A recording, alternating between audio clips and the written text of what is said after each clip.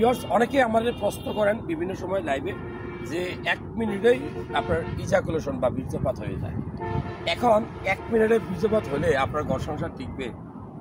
আসলে কি টিকবে? সত্যি করে বলেন তো।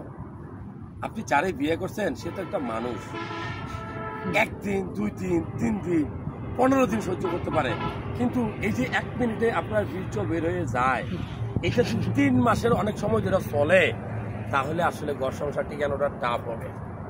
আমাদের কাছে অনেক রুগী আসে, কয় স্যার বিয়ে করছি বউ চলে গেছে।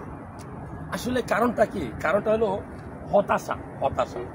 আপনার ভিতরে ভয়, নার্ভাসনেস, অথবা কোনো রোগ, অথবা অনেক দিন আপনি মনের মাধুরী মিশিয়া 5-10 বছর মাস্টারবেশন করছেন। ভাই সব কাজেরই কিন্তু হিসাব দিতে হবে আল্লাহর কাছে।